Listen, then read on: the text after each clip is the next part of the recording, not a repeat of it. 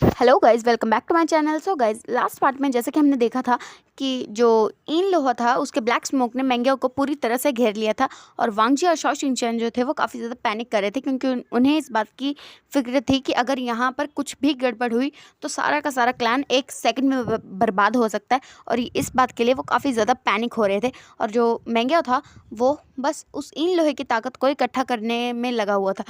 At the end कुछ देर बाद ही जो इन लो है वो अपने आप को पूरी तरह मेंग्या के अंदर समा लेता है। और फिर जो मेंग्या था उसकी आंखें जो कि डार्क हो चुकी थी, उसके पूरे क्लोथ जो कि ब्लैक हो चुके थे, और उसके हाथों में एक अजीब सी तलवार आ चुकी थी। और वो तलवार काफ़ी ज़्यादा बड़ी थी और पूरे ब्लैक कलर में थी। ऐसा लग रहा था जैसे मेंग्या का पूरा लुक ही बदल चुका है। और उसने आंखें उठा के उन दोनों की तरफ देखा और फिर उनकी तरफ बढ़ने लगा। अपनी तलवार को ज़मीन पे खींचता हुआ वो आगे की तरफ बढ़ने लगा। और जो वांगजी और शॉ शिंगचन थे वो मेंग्यो की तरफ ही देख रहे थे कि ये पर्सन आखिर करना क्या चाहता है, करने क्या वाला है। पहले उन्हें इस बात से सच में कोई भी फ़र्क नहीं पड़ता कि अगर उन्हें वो मार भी दे तो, बट अगर यहाँ पर इन लोहे की वजह से कुछ भी गड़बड़ हुई तो पूरा का पूरा क्लैन, कल्टीवेशन वर्ल्ड बर्बाद हो सकता है। इस बात का उन्हें पूरा पूरा अंदाज़ा था, इसलिए वो काफ़ी ज़्यादा पैनिक कर रहे थे। और मेंग्यो जो कि अपने तलवार लेके उन दोनों की तरफ बढ़ रहा था, और वो दोनों कुछ कर भी नहीं सकते थे क्योंकि उनकी पावर उनके पास नहीं थी, उनके हथियार उनके पास नहीं थे। वो क्या करें, इसलिए वो बस वहीं पर बस उसे आते हुए देख रहे थे। और फिर वो जो दूसरा पर्सन था जो कि ब्लैक रोब्स में था वो मेंग्यो के सामने आकर कहता, रुक जाओ, अभी काम पूरा नहीं हुआ। तो जो मेंग्यो कहता है होता है, वो कहता है कोई ज़रूरत नहीं है, मैं इन दोनों को मार डालता हूँ, उसके बाद तो उसे वो चीज़ हमें देनी पड़ेगी ना।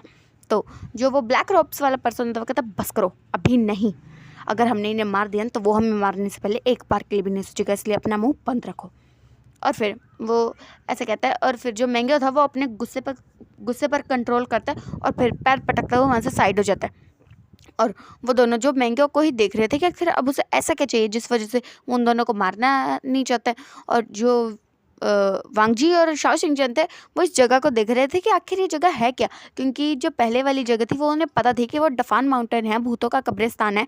बट ये जगह उससे कुछ ज़्यादा ही अलग है, कुछ ज़्यादा ही डार्क है। बट इस जगह के बारे में उन्हें कुछ भी समझ में नहीं आ रहा था। दूसरी तरफ देखते हैं जहाँ पर वी एक क्लैन में आ चुका था, और वो हर जगह को मतलब ढूंढे जा रहा था कि उसे वो जगह चाहिए जो उसने ढूंढी देखी थी। और वो जानता है, उस जगह को बहुत अच्छे से जानता है कि वो जिस जगह पर बार बार जाता है, हमेशा जाता है, वो जगह आज उसे मिल नहीं रही है। कैसे ऐसा कैसे हो सकता है। और ऐसा करने के बाद वो काफ़ी ज़्यादा पैनिक हो जाता है, गुस्सा आ जाता है उसे कि आखिर वो उसको वो जगह मिल क्यों नहीं रही है जहाँ पर उसका ओमेगा है। इसलिए ना फिर उसे गुस्सा आ जाता है और वो अ, अपनी ड्रैगन वाली फॉर्म में आ जाता है और फिर एक ज़ोर से ग्रॉल करता है और उस क्लैन के ऊपर मंडराने लगता है। और जैसे ही सबकी अटेंशन विंग की तरफ जाती है ना, वो नीचे आता है और कहता है, मुझे उस गुफा के बारे में अभी के अभी जानना है, अभी के अभी मुझे जानना है कि यहाँ पर कौन आया था और किसने हमारे साथ गद्दारी की है। और ये चीज़ वो काफ़ी डार्क वॉइस में कह रहा था, जिससे सारे लोग कांपने लगे थे। तो वो कहते हैं, कौन सी गुफा किंग? तो वो कहता है वही गुफा जहाँ पर पहले सॉन्गलैंड गया था। और फिर वो सब समझ जाते हैं कि वो किस गुफा की बात कर रहे हैं, और वो सब उसे ढूंढने की कोशिश करने लगते हैं। बट वो गुफा तो ऐसे हो गया था जैसे वहाँ कभी थी ही नहीं, ऐसे गायब ही हो चुकी थी। और विंग को इस बात से बहुत ज़्यादा वाला गुस्सा आ चुका था। विंग अपने ही क्लैन यानी कि वी क्लैन में आया है, और वो गुफा जहाँ पर उसने पहले सॉन्गलैंड को रखा था वो गुफा अब उसे मिल नहीं रही है, इसलिए वो इतना ज़्यादा पैनिक हो रहा है। तो अब हम दूसरी तरफ देखते हैं वांगजी, जो कि मेंग्यो को देख रहा था कि मेंग्यो कुछ ज़्यादा गहरी सोच में डूबा हुआ है। तो वो उसकी तरफ देख रहा था और समझने की कोशिश कर रहा था कि ये बंदा आखिर सोच क्या रहा है। तो जो मेंग्यो था उसकी नज़रें जाती है वांगजी पे, और उसे पता चलता है कि वांगजी जो है उससे घूर रहा है। तो वो खड़ा होता है और उसके पास जाता है और उसे कहता है, क्या हुआ, तुम्हें क्या चाहिए? तो वांगजी कहता है, आखिर तुम्हें अब क्या चाहिए, कि तुम्हें इन लोहा तो मिल चुका है, तो अब तुम्हें चाहिए क्या? तो जो मेंग्यो होता है वो कहता, तुमसे मतलब कि मैं कुछ भी लूँ, और यकीन मानो तुम्हें तो मैं मार ही डालूंगा, इसलिए ज़्यादा ओवर एक्टिंग करने की ज़रूरत नहीं, चुपचाप यहाँ बैठे रहो। और ये कहने के बाद वो उससे दूर चला जाता है और उस गुफा की दूसरी साइड चला जाता है, और फिर उस ब्लैक रोप वाले पर्सन से मिलता है और कहता है, मुझे समझ में नहीं आ रहा आखिर तुम्हारी प्रॉब्लम क्या है, हम उसे अभी अभी ले क्यों नहीं लेते हैं, और तुम हो कि बस मुझे परेशान किए जा रहे हो। तो फिर ये बात सुन के वो ब्लैक रोप वाला पर्सन कहता है, देखो मैं जानता हूँ कि तुम्हें वो चीज़ चाहिए, बट इतनी भी क्या जल्दी है, और हमें वो मिल जाएगी अगर हम उसके ओमेगा और उसका सौदा करेंगे तो। और बाद में तुम्हारे पास इतनी सारी ताकत है, उनको मार डालना किसे फ़र्क पड़ता है। और ये कहने के बाद वो उसे समझाने की कोशिश कर रहा था, और काफ़ी देर तक समझाने के बाद आखिरकार मेंग्याओ मान जाता है और कहता है कि ठीक है, पर जैसे ही वो चीज़ मिलेगी हम उन सबको मार डालेंगे। तो वो ब्लैक रोब्स वाला पर्सन भी हाँ में अपना सर हिलाता है। तो फिर हम देखते हैं जो विंग था, काफ़ी फ्रस्ट्रेशन होने के बावजूद, काफ़ी ढूंढने के बावजूद भी उसे वो गुफा मिल ही नहीं रही थी कि उसके क्लैन की गुफा उसे मिल क्यों नहीं रही है। ये बात उसे बिल्कुल भी समझ में नहीं आती है, और वो सब पर बस गुस्सा किया जा रहा था। शुयांग पे भी गुस्सा कर रहा था क्योंकि उसे अपने ओमेगा की परवाह थी। उसे पता था कि जो मेंग्याओ है वो ऑफकोर्स उनके ओमेगास को हर्ट कर देगा, इसलिए वो काफ़ी ज़्यादा पैनिक हो चुका था। और फिर वो कुछ सोचता है, उसके माइंड में कुछ आता है, और वो फिर सोचता है कि क्या मेंग्याओ ने इस गुफा पे कुछ जादू किया होगा, क्योंकि वो भी तो तालिस्मान बनाने में काफ़ी ज़्यादा अच्छा है, और ये बात जो है वो विंग को पता है। इसलिए वो मन में सोचता है और फिर शुयांग की तरफ देखता है और कहता, शुयांग अभी कभी यहाँ पर वो अपना तालिस्मान एक्टिवेट करो ताकि हमें पता चले कि हाँ किसी ने जादू तो नहीं किया। तो वो ऐसे ही कुछ करते हैं, वो सारे के सारे लोग बिल्कुल क्लैन के बाहर चले जाते हैं, मतलब महल के बाहर। और फिर जो विंग होता है वो अपनी पावर की मदद से वहाँ पर तालिस्मान एक्टिवेट करता है, जिससे उसे पता चलता है कि हाँ यहाँ पे तो सच में जादू हुआ है, मतलब जादू हुआ है जिस वजह से वो गुफा छुपी हुई है। तो वो फिर उसे वो जगह दिख जाती है कि वो गुफा कैसे छुपी हुई है, और वो उस तालिस्मान का तोड़ भी निकाल लेता है और फिर उस गुफा में अचानक से अटैक कर देता है। और मेंग्यो और उस पर्सन को जैसे ये आवाज़ सुनाई देती है ना, वो लोग वैसे वांगजी और शाओशिंग चैन की तरफ पहुंच जाते हैं और उनकी नेक पे अपनी तलवार को पॉइंट कर लेते हैं। और फिर वो गुफा जो कि पूरी तरह टूट चुकी थी, मतलब उसके पत्थर जो कि यहाँ वहाँ गिर चुके थे, और वी वुजियान जो कि काफ़ी गुस्से में उस गुफा के अंदर आ चुका था। और फिर उसने देखा कि वहाँ हो क्या रहा है, कि जो वांगजी और शाओशिंग चैन है उनकी नेक पे मेंग्याओ ने अपनी तलवार पॉइंट कर रखी है, और जो दूसरा पर्सन है उसने अपना फेस कवर कर रखा है। तो वो जो मेंग्याओ को देखते हैं तो वो सोचते हैं कि इसे हुआ क्या है, क्योंकि ये ऐसा तो नहीं दिखता था। क्या इसका दिमाग ख़राब हो चुका है, क्योंकि ये इतना अजीब क्यों दिखता है, अजीब क्यों दिख रहा है, क्योंकि मेंग्याओ सच में काफ़ी ज़्यादा अजीब और डरावना टाइप दिख रहा था। तो विंग जो होता है वो ये बात ज़्यादा नहीं सोचता, और फिर वो कहता है मेंग्याओ वांग जी को छोड़ो अभी के अभी। तो जो मेंग्याओ होता है वो कहता क्यों, मैं क्यों छोड़ूं इसे, वैसे भी इसने मुझे बहुत परेशान किया है, मैं तो इससे बदला लेना चाहता हूँ, बट उससे पहले मुझे तुमसे कुछ चाहिए। तो जो विंग होता है वो कहता क्या चाहिए तुम्हें, मेरे ओमेगा को इसी वक्त छोड़ दो। तो जो महंगा होता है वो कहता तुम जानते हो कि मुझे तुमसे क्या चाहिए।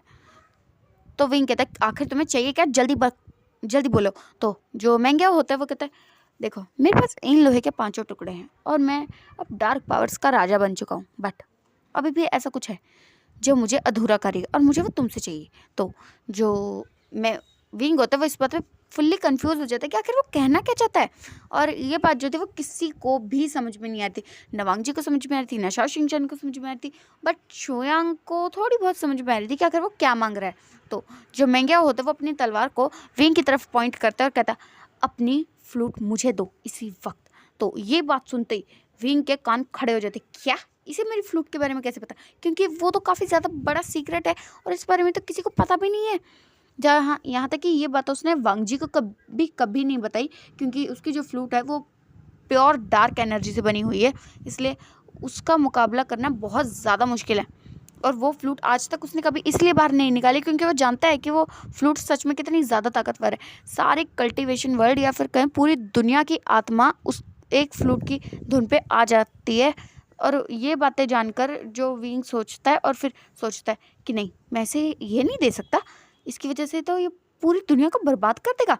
बट फिर उसे ख्याल आता है कि उसका ओमेगा वो भी तो तकलीफ़ में है, और फिर वो अपने ओमेगा की तरफ देखता है और देखता है कि उसके ओमेगा कितना ज़्यादा घायल है। और ये बात देख के उसे मैंगो पे बहुत ज़्यादा गुस्सा आता है कि उसकी हिम्मत कैसे, उसने उसके ओमेगा को हर्ट कैसे किया।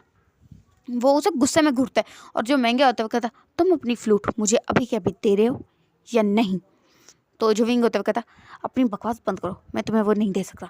तो जो महंगा होता है वो अपनी तलवार को वांगजी के नेक पे रखता है और प्रेस करता है, जिससे वांगजी के नेक से ब्लड आने लगता है। तो विंग कहता है महंगा अगर तुम मरना नहीं चाहते हो तो अपनी तलवार को दूर हटाओ, वरना मैं तुम्हें जान से मार डालूंगा।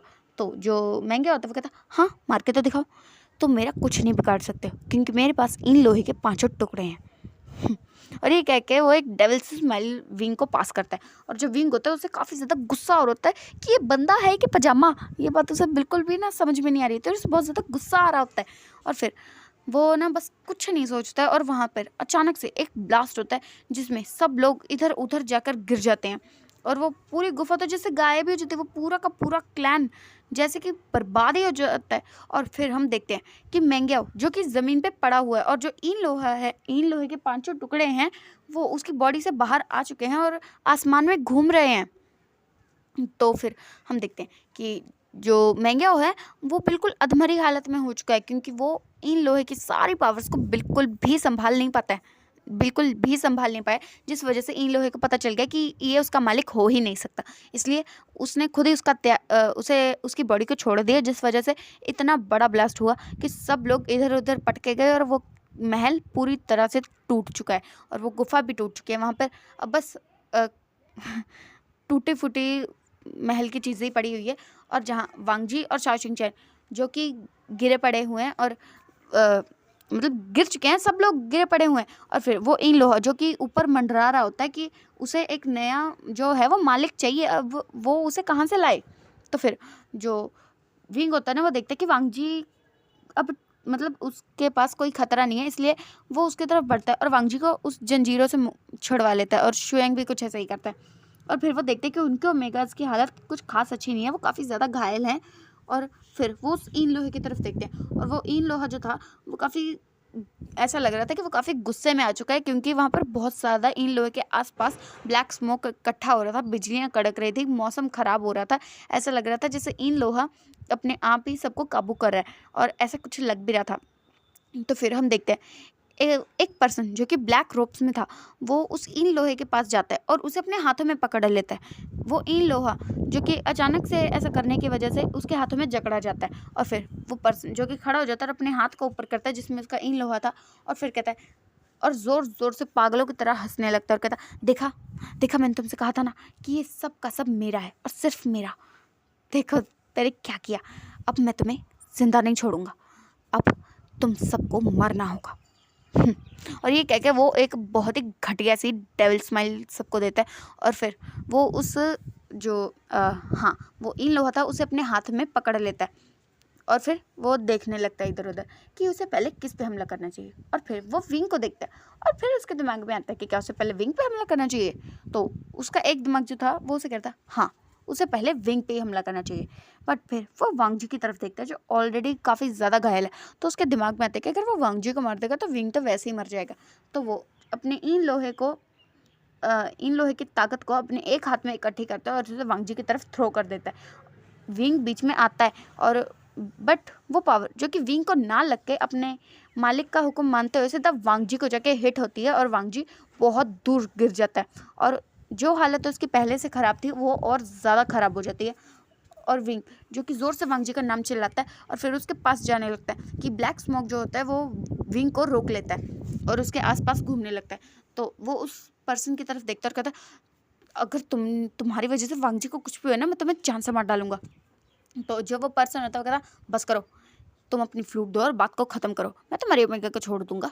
तो ये कहने के बाद वो जो होता है अपनी पावर से सबके ऊपर हमला करने लगता है और विंग जिससे अब ये बात बिल्कुल बर्दाश्त नहीं हो रही थी कि एक तो उसने उसके क्लैन के काफ़ी ज़्यादा लोगों को मार दिया है, उसके ओमेगा को हर्ट किया और अब वो उसे धमकी दे रहा है, सीरियसली। तो अब उसका पारा हाई हो चुका था और वो अपने हाथ को आगे करता है और उसमें अपनी फ्लूट को समन करता है और उसकी फ्लूट जो कि उसके हाथ में आ चुकी थी और वो बिना कुछ सोचे समझे बस उस फ्लूट को बजाना शुरू करता है और उस इन लोहे से भी ज़्यादा ब्लैक स्मोक्स वहाँ इकट्ठी होने लगती है जो विंग के बिल्कुल पीछे आके खड़ी हो जाती है जैसे कि एक आर्मी हो। और वो सारी ब्लैक स्मोक्स जो कि एक साथ मिलके उस बंदे को जिस पर्सन के हाथ में इन लोहा था उसमें घेरने लगती हैं। और फिर जो पर्सन था वो पहले तो ज़्यादा ध्यान नहीं दे रहा था, फिर उसे ऐसे ही लगता है कि उसे सांस लेने में प्रॉब्लम हो रही है कि वो इतनी ज़्यादा ब्लैक एनर्जी के अंडर है कि उसे सांस लेने में बहुत ज़्यादा प्रॉब्लम हो रही है। जो वो सोल्स थी मतलब आत्माएं थी सारी ब्लैक पावर्स की डार्क पावर्स की जो सोल्स थी वो सारी की सारी इन लोहे के अंदर जाने लगती है, उसकी पावर जो बढ़ने बढ़ने लगती है और उस पर्सन को जल्दी ही समझ में आ जाता है कि अब वो इसे कंट्रोल नहीं कर सकता है। बट वो फिर भी ट्राई कर रहा था, उस ब्लैक स्मोक से निकलने की कोशिश कर रहा था। और विंग जो कि अपनी फ्लूट को बजाए जा रहा था और बस इस बात का वेट कर रहा था कि वो पर्सन कब अपने घुटनों पे आए और वो उसे जान से मार डाले। और ऐसे भी कुछ हो भी रहा था कि वो जो ब्लैक पावर्स थी वो सारी की सारी उस पर्सन के अंदर जा रही थी, जिसे वो कंट्रोल बिल्कुल भी नहीं कर पा रहा था। और जो इन लोहा था वो अपनी ताकत को बस बढ़ाया जा रहा था, क्योंकि सारी आत्मा जो थी वो उसके अंदर जाए जा रही थी, जिस वजह से उसकी पावर्स जो थी वो बढ़े जा रही थी और वो पर्सन इसे बिल्कुल भी नहीं संभाल पाता। एट द एंड उस पर्सन के हाथों से इन लोहा जो कि नीचे गिर चुका था, और जो इन लोहा था वो तो आसमान में रुक चुका था, बट वो पर्सन जो कि काफ़ी बुरी तरह से नीचे गिर जाता है और काफ़ी ज़्यादा अधमरी हालत में पहुंच जाता है।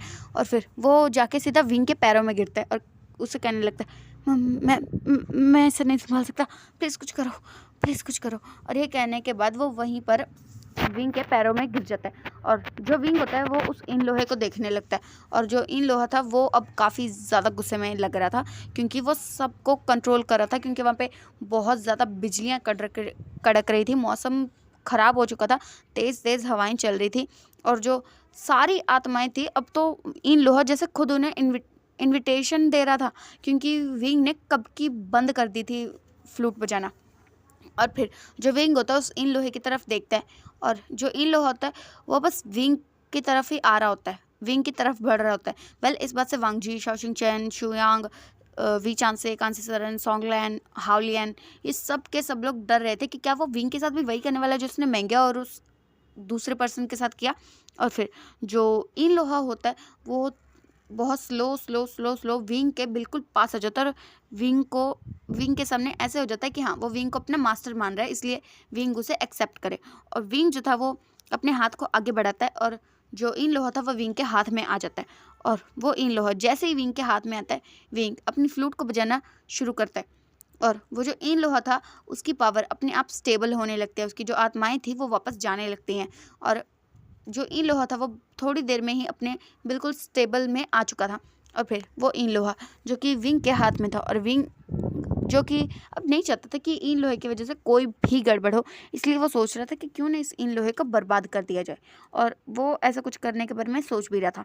बट तभी हम देखते हैं ब्लैक ड्रैगन, मतलब वो वाला ब्लैक ड्रैगन जो कि जिसकी सोल का एक हिस्सा विंग है, वो ब्लैक ड्रैगन सामने आता है, मतलब उड़ते हुए सामने आता है, और उसके साथ वाइट ड्रैगन भी आता है। वो दोनों एक दूसरे के साथ घूमते फिरते वहाँ आ रहे थे, और फिर वो दोनों आके रुक जाते हैं और अपनी फॉर्म बदलते हैं, उनकी ह्यूमन फॉर्म में आते हैं, और फिर वो विंग के पास जाते हैं। और जो ब्लैक ड्रैगन होता है वो विंग से कहता है कि ये इन लोहा अब से तुम्हारा है। तो जो विंग होता है वो मना करना चाहता था, कि उसे लगता है कि ये जो इन लोहा है उसे तबाह कर देना चाहिए, बट जैसे कि उस ड्रैगन ने विंग के मन की बात पढ़ ली थी, तो वो उसे कहता है ऐसा नहीं हो सकता, तुम ही इसके असली हकदार हो। सच कहूँ तो ये इन लोहा मेरा है, और कुछ टाइम पहले मुझसे एक हो गया था, इसी वजह से ये वैन रोहान के हाथ लग गया, और उसे लेने के लिए मुझे यहाँ आना पड़ा, या अपना हिस्सा भेजना पड़ा जो कि तुम हो, इसलिए तुम ही इसके राजा हो। और चिंता मत करो, जल्द ही मैं इसे वापस भी ले लूँगा, तुम पर ज़्यादा खतरा नहीं आएगा। और ये कहने के बाद वो जो इन लोहे था वो जो कि ब्लैक ड्रैगन के सामने अपने आप ही चला जाता है, और उसके सामने जैसे वो झुक रहा था, उसे प्रणाम कर रहा था, ऐसा हो रहा था। तो जो ड्रैगन था वो उसे अपने हाथ में लेता है, और फिर उस पर कुछ मंत्र टाइप पड़ता है, और फिर वो विंग को दे देता है। और जो इन लोहा था वो बिल्कुल आराम से विंग के पास रहता है, जैसा मेंग्या और उस पर्सन के पास था उस तरह से बिल्कुल रिएक्ट नहीं करता, बिल्कुल स्टेबल हो चुका था। तो जो विंग था वो उस ब्लैक ड्रैगन को शुक्रिया कहता है, और जो ब्लैक ड्रैगन होता है वो विंग से कहता है अब सब कुछ हो गया हो तो तुम्हारे ओमेगा और मेरे पार्टनर की सोल को एक साथ नहीं करना चाहोगे। तो जो विंग होता है इस बात पे उसे याद आती है कि हाँ उसने वांगजी को, फिर वो देखता है कि वांगजी जो शाओशिंग चैन के साथ है, और अभी भी वो काफ़ी ज़्यादा घायल है, ऊपर से जो ब्लैक पावर उस पर हमला किया था उसकी वजह से वो और ज़्यादा घायल है। विंग जो कि अपने ओमेगा के पास जाता है और देखता है कि वो काफ़ी ज़्यादा घायल है, और उसकी ये जो हालत थी वो ब्लैक ड्रैगन और वाइट ड्रैगन भी देख रहे थे। जो ब्लैक ड्रैगन थे उसे गुस्सा आ रहा था कि जो उसका पार्टनर है उसकी सोल का जो हिस्सा है, मतलब उसी का एक रूप मान सकते हैं, उसके साथ किसने ऐसी करने की कोशिश की है। और उसे ये जल्दी ही बात पता चल जाती है कि ये हालत जो वांगजी की है वो मेंग्या और उस अल्फा ने की थी। तो वो जो कि ब्लैक ड्रैगन होता है वो उस मेंग्या को अपने साथ पंख में उड़ाता है और बहुत ज़्यादा ऊपर से नीचे गिरता है, जिस वजह से जो महंगा होता है जब वो ज़मीन पे गिरता है तो उसकी सारी की सारी हड्डियाँ टूट जाती है। और फिर वो उस दूसरे पर्सन को देखता है, बट उसे देख के वो बिल्कुल शॉक हो जाता है, क्योंकि ये उसी ब्लैक ड्रैगन का भाई था। हाँ, हम जानते हैं कैसे। और ये बात जैसे वो सब लोग देखते हैं ना कि ब्लैक ड्रैगन जो है वो उस पर्सन को नहीं मार रहा है, तो वो सब लोग उसकी तरफ देखते हैं। और फिर जो ब्लैक ड्रैगन होता है वो उससे कहता है ब्रदर। तो ये बात जान के सारे बंदे शॉक हो जाते हैं कि सच में ब्रदर, कि ये बंदा पागल हो क्या, ड्रैगन पागल हो चुका है। तो फिर जो ड्रैगन होता है वो कहता है ब्रदर आप यहाँ क्या कर रहे हैं। तो जो वो पर्सन होता है वो खड़ा होता है और कहता है बदला ले रहा हूँ, और क्या, तुमसे और तुम्हारे सो कॉल्ड पार्टनर से। और ये कहने के बाद वो खड़ा हो जाता है और फिर उस ब्लैक ड्रैगन की तरफ जाने लगता है। और फिर वो उसके सामने आता है और अपना रूप बदलता है और वो एक बिल्कुल रेड कलर के ड्रैगन में बदल जाता है। गाइस, आपको याद होगा जब मैंने वो बताया था ना, जिस ड्रैगन की वजह से शाओ शिंग चैन और वांग जी पानी में गिर चुके थे, ये वही ड्रैगन था। हाँ, ये बिल्कुल वही ड्रैगन था। ये ड्रैगन जैसे ही वांग जी और शाओ शिंग चैन उसे देखते हैं, उन्हें पता चल जाता है कि ये ड्रैगन आखिरकार है कौन, कि ये वही ड्रैगन है जिसकी वजह से वो गिरे थे। तो अब उन्हें समझ में आने लगता है कि क्या जब वो छोटे थे तो इस ड्रैगन ने उन्हें मारने के लिए वांग जी पे हमला किया था, बट शाओ शिंग चैन बीच में आ गया था, ऐसा मतलब जो भी हुआ था। तो ये बात उन्हें समझ में आ चुकी थी। तो वो ब्लैक ड्रैगन जो बस अपने भाई को देखते हुए कहता तुम ऐसा क्यों कर रहे हो। तो वो कहता है आपकी वजह से मुझे राजा नहीं बनने को मिला, इसलिए मैं बदला ले रहा हूँ। अगर आप दोनों की सोल मर जाएगी तो आप लोग तो वैसे भी मर ही जाओगे ना, इसलिए मैं यहाँ आया था इन्हें मारने के लिए। और ये बात जानकर जो वो ब्लैक ड्रैगन था वो काफ़ी ज़्यादा गुस्सा हो चुका था, बट उससे भी ज़्यादा उसे बुरा लग रहा था कि सीरियसली उसका ब्रदर जो है वो ये सोचता है कि वो ऐसा चाहता था। ये जान के उसे अंदर से काफ़ी ज़्यादा हर्ट होता है। और क्योंकि जो विंग है वो उस ड्रैगन की सोल का हिस्सा है, उसे भी ये चीज़ बिल्कुल फील हो रही थी कि उस ड्रैगन को बहुत ज़्यादा बुरा लग रहा है। और क्योंकि वांग जी विंग का सोलमेट है और जो वाइट ड्रैगन है वो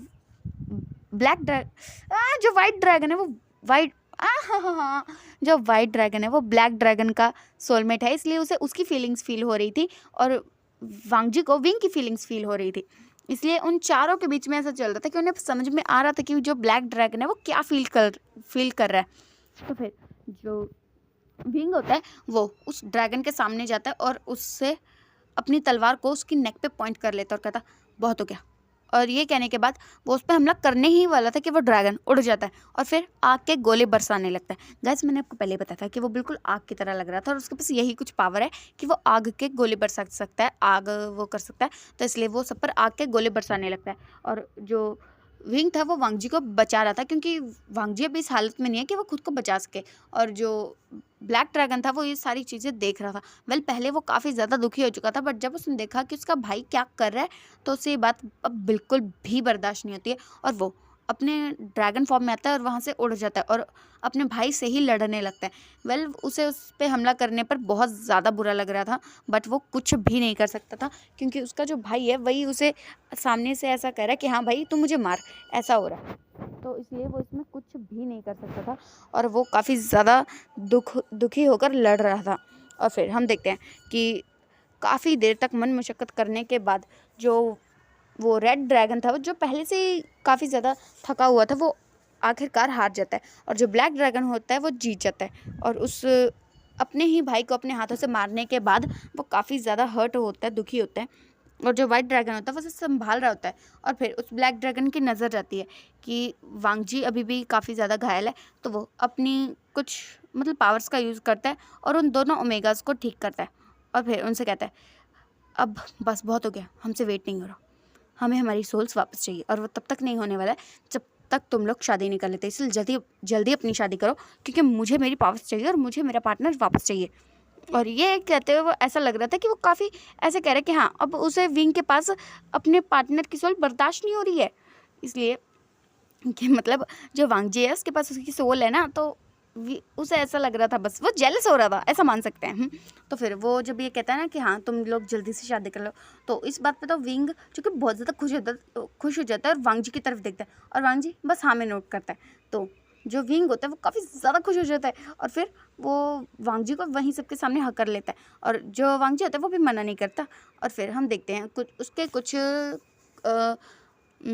2-3 हफ्ते बाद का सीन, जहाँ पर आज गुसू जो काफ़ी अच्छी तरह से डेकोरेटेड था क्योंकि कुछ ही दिनों में उनकी शादी होने वाली है और आज शादी से तकरीबन 1 हफ्ते पहले से तैयारियां शुरू हो चुकी है क्योंकि वो काफ़ी बड़े किंग है और यहाँ पर शा शिनचैन, शुयांग, वांग जी और विंग की शादी होने वाली है। तो इसलिए 1 हफ्ते पहले जहाँ पर जो वांग जी था वो सोच रहा था कि वो वेडिंग में कौन से रोब्स पहने, क्योंकि वो रेड पहने या वाइट पहने, क्योंकि उसने वाइट ड्रैगन को देखा जो हमेशा वाइट में कितना ज़्यादा खूबसूरत लगता है और बट उसे ये भी पता है कि वेडिंग में वाइट रोब्स कौन पहनता है, इसलिए वो सोच में पड़ा हुआ है कि उसे कौन से रोब्स पहनने चाहिए। और रेड में भी देखे तो उसके पास 2-3 है जो उसे बहुत ज़्यादा पसंद आ चुके हैं और उसके गगा जिनसे वो पूछना तो चाहता है बट उनकी हालत देख के उससे पूछने में डर लग रहा है क्योंकि उसके गगा जो है वो काफ़ी ज़्यादा गुस्से में है क्योंकि उन्हें अपनी ड्रेस समझ में नहीं आ रही है। और तभी वहाँ पर जियांग चेंग आता है और फिर कहता है तुम दोनों क्या कर रहे हो। तो जो शा शिनचैन और वांग जी होते वो उसके पास चले जाते और कहते ब्रदर इन लॉ हमें समझ में नहीं आ रहा कि हम अपनी वेडिंग में क्या पहने, कि इन रोब्स में तो से बताइए कौन सा ज़्यादा खूबसूरत है। तो जो जियांग चेंग होता है वो एक बार अपने दोनों ब्रदर इन लॉ की तरफ देखता है और दूसरी बार उन सारे रोब्स की तरफ देखता है और फिर कहता है तुम कुछ भी पहनोगे तो अच्छे ही लगोगे। तो फिर जो वांग जी होता है वो कहता वो तो पता है गगा, अब बताओ ना।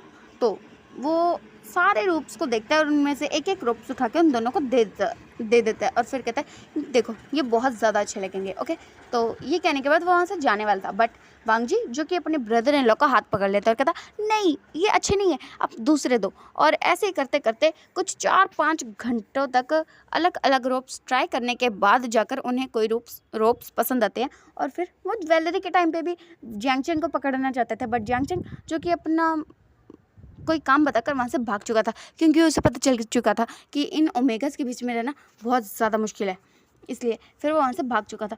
और ऐसे ही करते करते 1 हफ्ता बीत जाता है और फिर आज है उनकी शादी का दिन, जहाँ पर विंग तो काफ़ी ज़्यादा एक्साइटेड है और वो गुसू में आता है और गुसू में उसका काफ़ी अच्छे से स्वागत किया जाता है। और फिर वो वेडिंग हॉल में वो दोनों अल्फास शुयांग और विंग जो कि अपने अपने ओमेगास का इंतज़ार कर रहे थे क्योंकि गुसू ने तो ये साफ साफ कह दिया था कि वो अपने दोनों ओमेगास की शादी एक साथ ही करवाएंगे, इसलिए वो ही हो रहा था, वो दोनों अपने ओमेगास का इंतज़ार कर रहे थे। और तब लान वांग जी और शा शिनचैन जो कि फुल्ली रेड रोब्स में और काफ़ी खूबसूरती से वहाँ चलते हुए आ रहे थे। वेल उनके चेहरे पर वेल था बट ये देख के पता चल रहा था कि वो कितने ज़्यादा खूबसूरत लग रहे हैं और वो लोग बस जैसे उनकी खूब